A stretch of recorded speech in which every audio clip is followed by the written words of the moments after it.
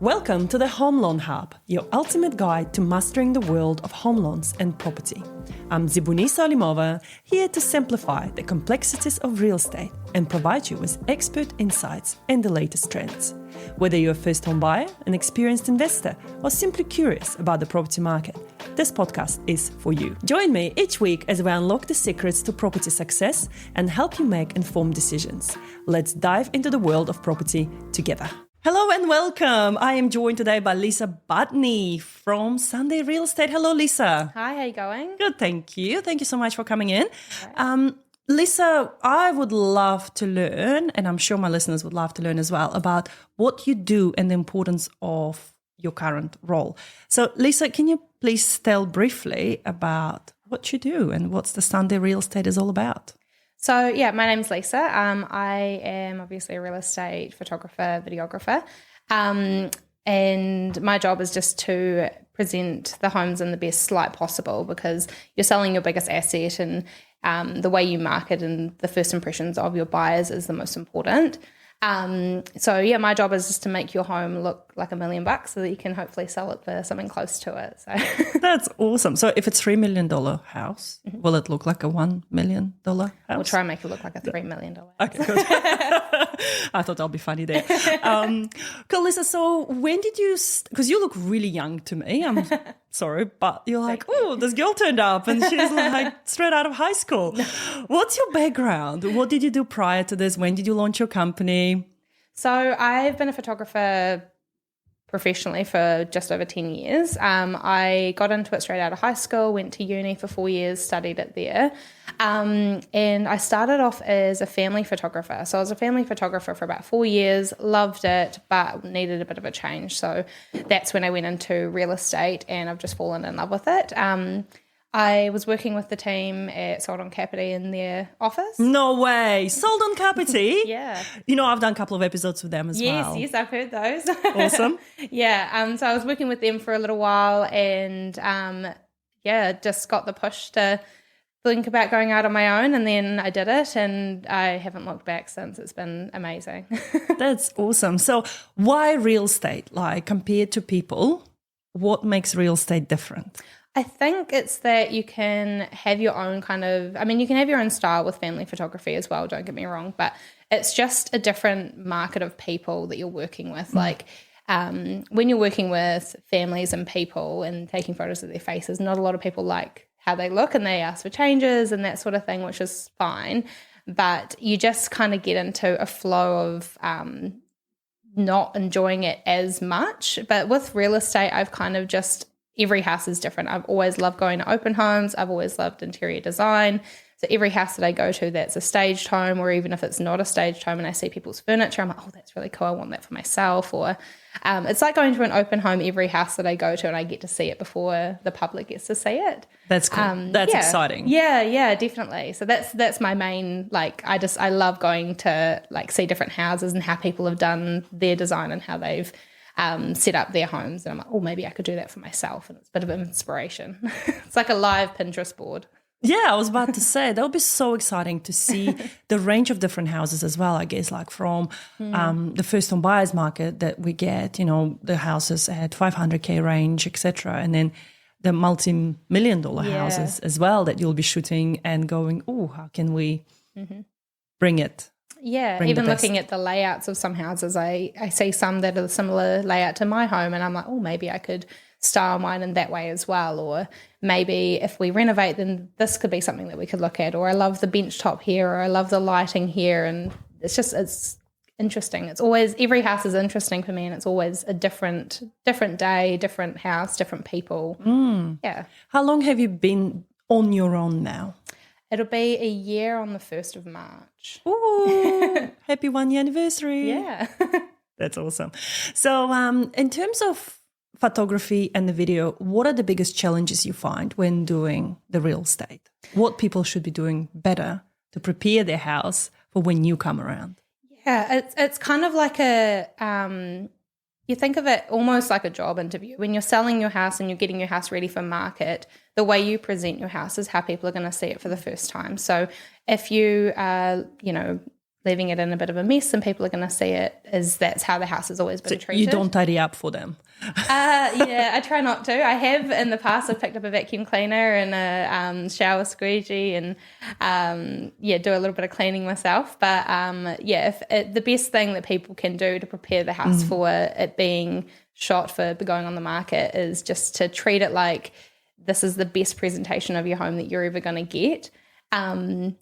But yeah, I have had my fair share of picking up a vacuum cleaner. I'll give you a business idea here now. I'm not going to charge you for this. Perfect. I think you should open a side business called Sunday Cleaning Company and just build it into your contract. So when you sign people to do your to take your services on board, so photography, videography, you'll be like, part of that you have to also get my cleaning company and just like employ a couple of people, get them in, clean the house quickly before you come in. Sounds good to me. Cool. As long as I don't have to do it. Exactly. Oh, and that's another thing at the moment, like there's heaps of people at the moment that are struggling, right? There are people that it's hard for them to live paycheck to paycheck. So a lot of them are picking up all the extra jobs by cleaning, doing the lawns, I don't know, moving furnitures, etc. So you could have a couple of different people on contract. It's a good thing to think about. Pay contractors. For the future. There you go. So this is cool to know. Like I find sometimes people don't think about decluttering, just even simple things. Decluttering the room makes it more spacious. I've sold a fair share of houses in my lifetime now through my own property journey. And I've learned now, okay, less is more.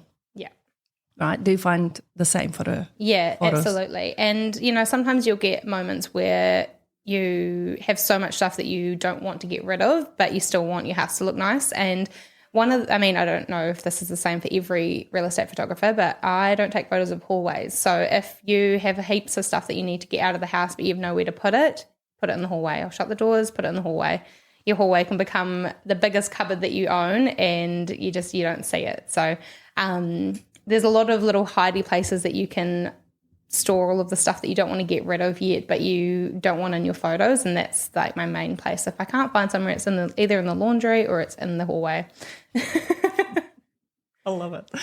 Okay, that's cool. What companies do you work for around here in Kapiti? Is there any ones that you regularly work with? Yeah, I do a lot with Sold on Kapiti out here. I have been in touch with a couple of other companies that I'm maybe going to start doing work with if it works with them as well. I've done some work with Bailey's out here as well. I've actually got a twilight shoot with them tonight. And I work all the way up to Parramatta in Porirua and all the way up to Levin as well. So I work with some companies out there as well. I've done work with like Wilton & Co., Donna Batten, Bailey's all out in Parramatta. Cool, so you can travel a bit as well. Yeah. That's awesome. So you just mentioned twilight shooting. Can we talk a little bit about more about that? Because I'm in love with twilight photos. Like every time the listing comes up and if there's a twilight photo, that's the one that grabs you. Yeah. Because most of the time people spend a lot of time at home in the evenings. I mean, normally in the morning you wake up, you go to work, school, whatever. Yeah. You come home and you want to enjoy that environment usually, in my opinion, mostly in the evenings maybe. So the twilight is the one that grabs my attention. But also I'm a bit of a romantic at heart. So, ooh, that's beautiful. So how can people make their house look beautiful for the twilight? So for twilight photography, it's basically just your lounge, kitchen, dining, and exterior. So the bedrooms and stuff, they can kind of go to however you want them. Your bathrooms don't have to be super clean, but it's just the living room and the kitchen and the dining usually.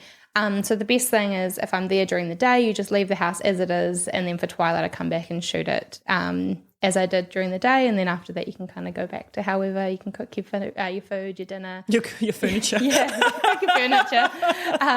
But yeah, you can kind of have everything back to how it was. But a lot of people don't realise that when I'm coming back for twilights, I have to tell them where I'm going to be, because I have come back to a house before and they were in the middle of cooking. A full Sunday roast. Nice. And I was like, oh my gosh, because with twilight photography, you've got about, I'd say it's about a 7-minute window of really good twilight time. And as soon as that time starts, you've got about 7 minutes before it's completely dark outside and then you have to go home. So I always go around and take initial photos first, just in case it's too early or too late, or if I come back inside after being outside and it's too late, then I have those initial photos to begin with, so I can still work with them. But yeah, a lot of people don't realize that I'll be inside and outside, because they see all these beautiful twilight photos from the outside is usually the cover photo, because that's the one that makes it different online, especially when you're looking on Trade Me. But yeah, they see these outside photos and they're like, oh, it's going to be like that. And then they don't realize, oh, she's coming inside too. We've got to move our stuff. Well, so the tip is not to cook Sunday roast when Sunday is coming around. Yeah. Get takeaways, go for a walk. I won't be long. Most of the time I will, if people are home, because people are welcome to stay at home, especially at the moment when the sun's setting around 8:30, 9 o'clock. People are welcome to be at home, but they just usually hide in one of the rooms and stay away from the windows. Little reflections. Yes, especially when there's kids. If I have the drone up, especially at twilight, they're just by the windows watching. So I'll get them to come and stand outside with me sometimes, and they can just stand there with me, so I know they're out of the way. What do you do with pets? What can people do with pets during the shoot? So sometimes I'll just put them in one of the rooms. It could be a bedroom or a laundry, or they'll take them for walks and stuff like that. If it's during the day, usually I'm there for over an hour. So if they don't want to go for a walk for an hour, I don't know if I would want to walk for an hour. Sometimes if they don't want to do that, then they can just put them in one of the bedrooms or the laundry, and I can just move around based on where they are. So I'll shoot the other rooms and then I'll come back to the room that they're in. But I've never had an issue with them before. Oh, I had a cat. He was notorious for like photobombing all of our photos, usually for the house shoots. And then he'll come out and greet people at the open homes as well. It was really cool. He was 18. I did a photo shoot for, it was about a year ago it was for Sold on Kapiti. And in this in these photos, this cat kept appearing in all my photos. And I was like, oh, do I just edit them out or do I just leave it? And I was like, no, I'm just going to leave it. So I left the cat in all the photos. And then a year later, I was joking to them at the house. I was like, oh, if you ever need to, rehome your cat, because it was a beautiful rag doll. I was like, if you ever need to rehome your cat, just let me know. And I was joking. And then I got a call a year later and they're like, hey, we're actually moving and we can't take our cat with us. Do you want the cat? And I was like, yeah. Let me just talk to the boss, spoke to my partner, and took a little bit of convincing, but now we've got the cat. Now you've got the cat. Yeah, and I've got the photos of the cat and all of these other photos. I'm like, oh, that's so funny. He chose you. Yeah, he chose me. He chose you. That's awesome. That's really cool. So drone, you just mentioned drone. Mm-hmm. Let's talk about the drone photography. Mm-hmm. So you just stand there, play with like little remote. Yeah. So I have one that connects to my phone, and it's quite it's quite interesting. Like shooting with the drone, a lot of people hate them. They hate the sounds of them. They think that it's some kids that have got them for Christmas and they're spying on them. I've had a few people saying they're going to throw things at it, but I mean, I'm fully licensed to fly it. I've got you have to apply for a 3-year license to fly them. So I've got one of those, and I always knock on the neighbours' doors if I'm going to go anywhere near their boundary line, because people just throw things. I've had people throw balls at them. I've had people, just. This is something my kids would do. They're like, oh, look at that thing. Let's throw some balls at that. Yeah. There's a couple of, I call them Karen and Darrens, but that don't like the drone. The best thing I can do is just go and talk to them and let them know what I'm going to be doing, and I'll blur out the people's houses if they don't want them on the market and in the backgrounds and that sort of thing. It's just a courtesy thing. But yeah, it's fun. Like you kind of just a lot of the time I'll see if I can see myself when I'm editing, and I'm just standing in the bush or hiding behind a tree or hiding behind a car or and I can usually edit myself out if I do see myself, and I can edit myself out of video as well, which is quite a new thing that I've been doing, because sometimes you can see things you don't want to see, like parked cars or people walking. They don't want to be in the drone video and that sort of thing. So. Do you have one of those green outfits? No, just editing, using After Effects and just replacing with the surrounding content. So yeah, it's good fun.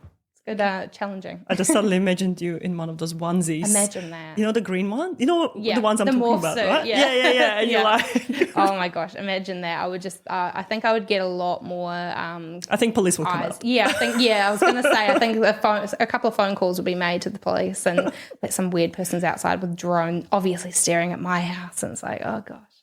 Yeah. No, this is fun. So one thing I always come across when like I talk to people on my side of, when they want to sell their house and they want to buy another one, and people try to scheme on money and they try to save money. So they go, I can sell the property myself. I can do the photos myself. I can do the videos myself. They think it's really easy because we live in a day and age of really cool iPhones and Android phones that have really cool cameras and 6 lenses and blah, blah. So what is the difference between DIYing? Because, we're in New Zealand, there's a Kiwi culture of do it yourself, mate, to using a professional. Yeah, I think everyone can tell when you're scrolling on Trade Me and you're looking at houses, you can see which ones have been shot on an iPhone and which ones have been shot on a camera, including video. Like I see a lot of real estate photographers and videographers out there using their phones. And don't get me wrong, you can, but you can definitely tell the difference. And it's one of those things that you get what you pay for. Like if you want something quick and cheap, then it's going to look quick and cheap, and if you're fine with it, then that's absolutely okay. But you can definitely tell the difference between what was shot on an iPhone and what was shot on a camera.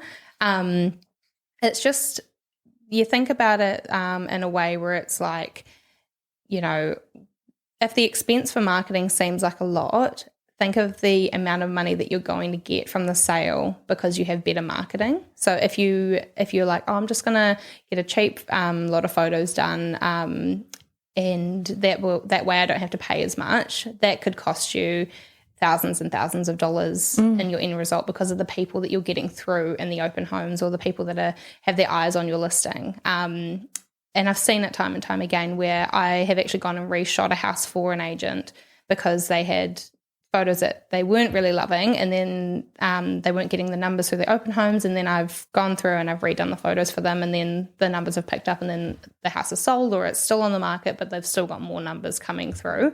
So yeah, it does make a difference, the type of marketing that you pay for. But yeah. No, absolutely. And I think this is the reality, right? You will save $3,000 on marketing, but then you will probably lose 50K of the sales price. So it's sort of, and I think sometimes people are short-sighted. They don't see that.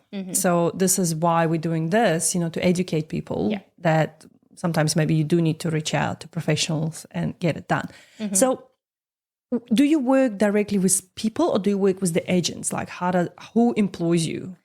Who contracts you, sorry? Yeah, so the agents usually employ me, so they will be the ones that will contact me. I do have a lot to do with the vendors when I'm there. If the vendors are there and if they have any questions, I'll go through and answer those questions for them, like if they are wondering how many photos they're going to get, or, a lot of the time they ask me how long I've been doing it, because a lot of people have the same reaction as me when you turn up. You're like, are you just out of high school? Because you look so young. Oh, I'm coming up 30, so no way. Close. Yeah, you need to share some tips of what makes you look so young. Oh, thank you. Must be the love for the job. Must be what you do actually matters and will either age you or make you look more youthful. Yeah, it's just like honestly, having a passion for what you do and loving your job is such a big thing. Last night I was working till 3:00 in the morning. I was editing and I didn't realize that it was 3:00 because I was just editing photos that I loved and it was fun. But and you don't even have bags under your eyes. This is not fair. And I got woken up this morning by a phone call, so it was fine. But yeah, it's just when you do what you love, it makes a massive difference. I know it sounds really cliche and corny, but if you it's that thing that if you what's the saying, if you do what you love, you're not working a single day in your life. Yeah, that's the one. Yeah, you know the one. Yeah. That's what I do, exactly what I do. I don't feel like I work because I enjoy what I do. I love helping people to get across the line. Yeah. And it doesn't feel like to me that I'm working even if it's 10 o'clock at night or 11 o'clock at night and I'm still replying to some emails and stuff. I don't feel like, I hate this. Why am I doing this? No, not at all. I think, when you find something you love, it just feels awesome to be doing it. Absolutely. Okay, so you turn up at places, people look at you and they're like, what are you doing here? Yeah. like they're kind of like looking for the rest of the team, and it's just me. I'm like, hey, and then I like pleasantly I do get like feedback from agents whether they like it or like specific things about the shoots that they liked, if they like the twilights or if they like the video, or I do social media reels and that sort of thing, just so that there's another avenue of marketing, and they'll say which part of it they liked more, and I'll get feedback that way. But yeah, I do get it quite a bit where I rock up to the house and they are kind of wondering where the manager is, and I'm like, that's me. I am the manager. Yeah. I love it. I used to get that a lot when I first started. I must have aged by now. But when I first started about 6-7 years ago, I would turn up and they would also look at me. It was a bit of suspicion. I think because my agent look also can be deceiving, of how old I am. They'll be like, are you qualified enough to give us financial advice? Like 'cause people would be, in their 50s or 60s. Yeah. And they'll be looking at me thinking I'm just fresh out of high school as well. And I'm like, no, like, been around the block a little bit. Yeah. I know what I'm doing. Yeah, so it's really interesting. I mean, you're a woman, I'm a woman. We live in a world where we constantly have to prove ourselves, sometimes more than men. No offense, men, but like men tend to look different or age different to women. So when they turn up in a suit, nobody really questions their age or where's the manager for them. Yes. It's really interesting. So tell me a little bit more about your family dynamics at the moment. Like you mentioned, you've got a partner. Yeah. Well, So yeah, me and my partner, we've been together for, it'll be coming up 10 years. And we have a little dog together. We have our 2 cats, 2 ragdoll cats, love them. And that's kind of it at the moment. We want kids one day, but just not yet. We just want to wait a little bit longer. if you're ever up for babysitting, yes, perfect. just saying, I've got 4 children. I'll teach them how to take photos and they can come and help me. Cool, that'd be cool. I'm not sure if you know, but in the past I did some photography as well. Oh, cool. Dabbled into it. It started when I was a student and I worked for Pixie Photos. Are you old enough to remember Pixie Photos? Yes, I do. Yes, I've heard of them, yeah. Yeah. So they were in warehouses and farmers, and we would catch people that are shopping casually, and we'll say, hey, come and have a photo done, and we'll book families and stuff. So this is where I first started to do professional photography as such, and that was so much fun. And then I went out on my own with a couple of girlfriends, and we formed a little company, and we did lots of wedding photos and family photos and stuff like that. So when you were talking about families versus properties, I'm like, I'm with you. I like still objects because you don't need to, control if they're smiling, if their eyes are shut, whatever. You can actually control the objects a bit better by moving them around. You can't really manhandle people as much. And it's like I loved being a family photographer. I do still do a couple of family family photography sessions here and there. But my passion kind of just came out of nowhere. Like I wanted to look at a different style of photography, and I wasn't 100% sold on what style I wanted to do. And then real estate kind of just popped up and went from there. That's cool. Like I like the real estate because unless there is some sort of pressure, but you're not under pressure like on a wedding day. Yes. My God, I did so many weddings where it's like something would go wrong, the camera is not working, or the battery's off, or the flash is not working, the lens has crept out, whatever, and you're like, oof, suddenly you have to be on your feet thinking what to do, and you have to have several different cameras on the go because you only have one chance, one opportunity. We're not going to sing Eminem.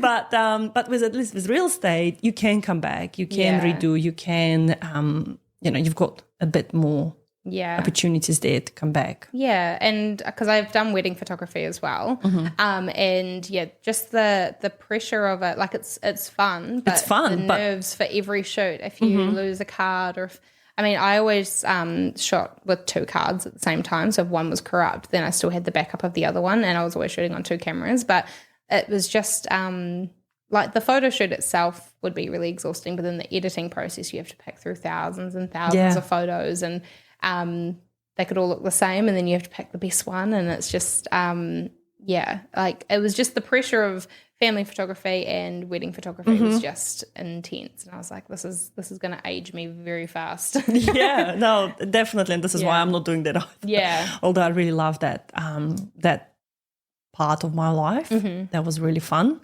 not something I saw myself doing professionally. Yeah. But well done, you. I mean, you found your niche. You found what brings you joy. This is really cool. And as I say, 4 kids out there for you for babysitting. You can pick your favorite then later and keep one too, like you did with the cat. Perfect. No, I'm kidding. I love my kids. It's the end of the school holidays, and it's been really long school holidays. Yes. I don't know. It feels like it was the longest I've ever had. So I just feel a bit like... You need a room to just go into and just sit and breathe. Yeah, absolutely. So what hobbies do you have? So, I mean, I've been into photography since I was about 12 or 13 years old.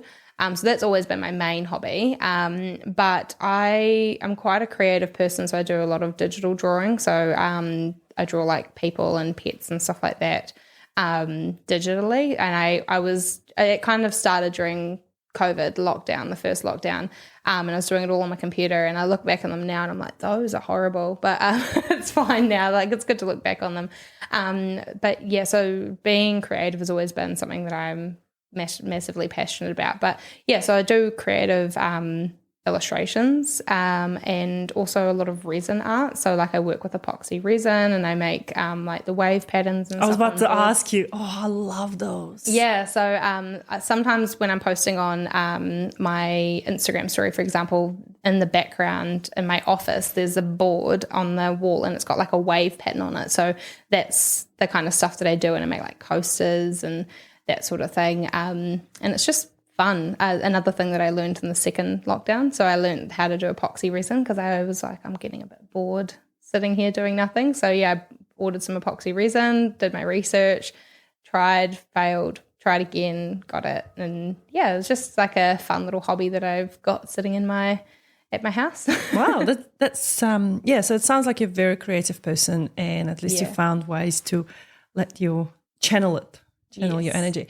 So give yourself a shout out in terms of where do people find you. You mentioned Instagram. So what's your name on Instagram? So my Instagram is sundays.realestate.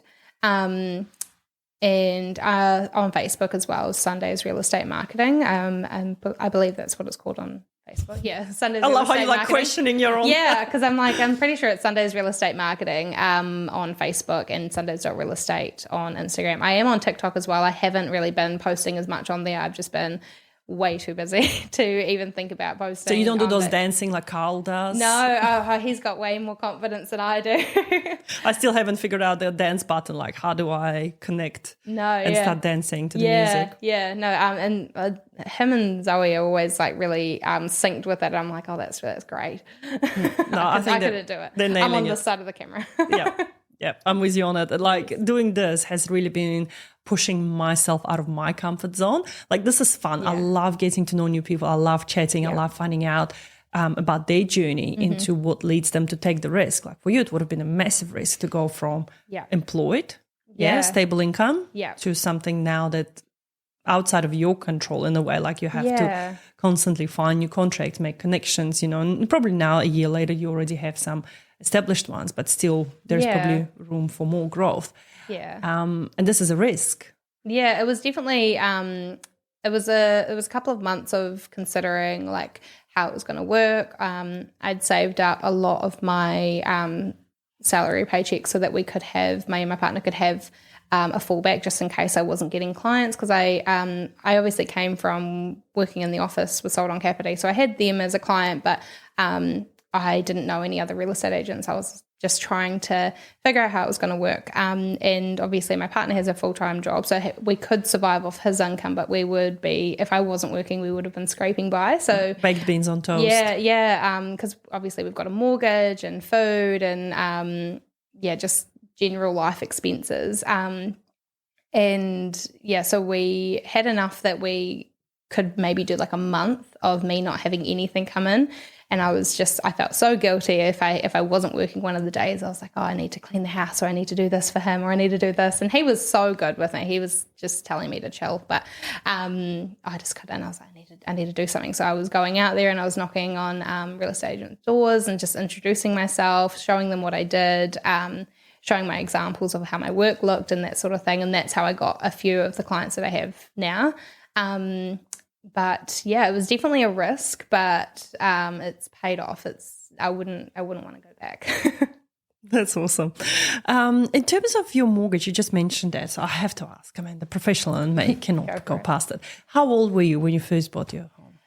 Oh, it was recent, maybe 2 years ago. It's about 26. Wow. Yeah, 26. That's awesome. Well done. Maybe 27, 20, yeah, 26. Yeah, it was 2 years ago. Well done. And you bought it here somewhere in Kapiti? We bought it in Otaki. Mm-hmm. Yeah, so we actually found because we were living in my partner's family home, and there was an unfortunate circumstance that happened with the family, so we had to sell the house, and we were looking for ages, and we found this house in Otaki, and I loved it, but we were subject to sale, and there was already an offer on the house.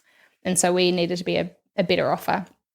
And we wouldn't be a better offer until we were cash buyers. And we asked if we could come see the house, but there was no open home. So we were like, okay, let's just forget it. We'll just keep looking. And we found some other houses that we loved, but we were like, oh, maybe not. And it was quite funny. We got quite a lot of, I think we were maybe stereotyped a little bit because we looked a lot younger. And no one really took us seriously, not knowing the background that we had for house buying. We became cash buyers, sold the house, became cash buyers. We had a month to find something, and I contacted the agent again. I was like, hey, we're cash buyers now. Is the house still available? And he was like, yep, it's still available. Went and saw it on the Monday. So I contacted him on the Friday, went and saw it on the Monday, offered on Monday midday, and then we were accepted Monday afternoon. And then we had to give the other people that had put the offer in 3 working days. And then so we were just biting our nails waiting to see if we'd got it. And we ended up getting a call from the agent, and he was like, oh, yeah, so when do you want to do the settlement? I was like, have we got the house? And he was like, oh, yeah, by the way, you've got the house. And it was our first house, and we were like, oh, my God, this is amazing. What's next? Yeah. But it's we love it. It's definitely the house that we wanted. It ticked a lot of our boxes. Probably 95% of our boxes were ticked with this house. So, yeah, love it. Wow, that's awesome. So what's next for you? Do you want to, have you thought about growing your investment portfolio and setting yourself up for the future? Yeah. Do you mean house-wise? Yeah. We want to, our end goal is that we want to be on land because we came from being on land, and we like the idea of not being in suburbia. So that's the end goal, is that we want to be on land again. But yeah, that's kind of the only goal that we have. We were thinking of having something that has a home and income on it, so that we could rent out a space or have it as an Airbnb or that sort of thing. But at the moment it's just planning to get to that stage. We're going to do a few things to the house we're in at the moment before we look at selling it. So we're probably another 5 or so years it will be in this house. But yeah. It was really interesting. I was talking to a client the other day, and they have an interesting concept going on. He said, oh, we've got 332. And I was like, what is that? He goes, oh, every 3 years we'll buy a new property. Yeah. So every 3 years we'll buy one. Another 3 years we'll buy none. And then and another 2 years we'll buy another one. And I was like, oh, this is really cool. So maybe, what you could do with your partner is think about your numbers and be like, okay, what should we do to set ourselves for the future? Especially now that you don't have kids, trust me. Yes. This is not professional mortgage advice, by the way. But before you have kids, definitely it's much easier to buy a property. And but the beauty of you being in your self-employment now and growing your own company is that you can work around the babies when they come, or you can grow your team and get someone else to do stuff for you as you grow. So this is really I'm really excited for you. Yeah, you're such a positive person, and I can only see you going just. Yeah, I think a lot of it is just having the confidence in yourself and what you can do, and then not trying to push yourself to do something that you're not comfortable doing. So I've always just said, act confident and no one will question you. And in the beginning I was like, okay, I'm terrified that this is going to go wrong, or what if I don't find people? And then, I think I just had the confidence in myself and what I could produce, and then that's what I was advertising. I wasn't trying to advertise that I could do more than what I could do. So I wouldn't, if someone said, oh, can you do this? And I couldn't do it, I'd just be like, no, that's not something that I'm confident doing yet. that's different now, but I've definitely like upskilled myself. But yeah, from the beginning, I was just trying to show the work that I could produce and the time frames that I could produce it. So I would never promise it to be obviously a certain turnaround time unless I knew that I could reach that outcome. Yeah. No, that's also, and I think that's a really good motto to have as well. I know there is a really cool phrase going around, fake it till you make it, sort of thing. But I think it does have its own limits as well. Like obviously you can't take a job if you have no idea how to deliver, and then it will just ruin your reputation and your name. Yeah. So I'm glad that you've got this really cool balance going on of where you will push yourself, but not too much, where it's just unobtainable. Yeah, yeah. And it's just having the confidence to like just trusting in yourself and believing, you know, if like for me, for example, when I was wanting to go out on my own, just having that confidence, like I could do it. I've done it. I've been doing it. Just do it on my own. Just go out, give it a go. And it worked out. That's awesome. Now, I can't wait to see where life takes you, and hopefully we can get you back in. Yeah. And in another, 6 months to a year, and see how your business is going then. Yeah, sounds good. Well, thank you, Lisa, so much. It was absolutely a pleasure to have you on today. You've done amazing for your first podcast. Thank you. Well done. And wishing you all the best with all your photo shoots today. I think you said you had a really busy day. Yes, I've got photos, videos, twilights, all the things. Well done. Well done. Thank you so much. Talk soon. Thank you for tuning into the Home Loan Hub. I hope you found today's episode insightful and full of valuable tips to help you on the property journey. Don't forget to subscribe to stay updated on all things real estate and the property ladder. If you enjoy the show, leave a review and share it with others who might benefit as well. Keep an eye out for the next episode where we'll continue to reveal strategies for property success. Until then, keep making savvy decisions and unlocking your property potential.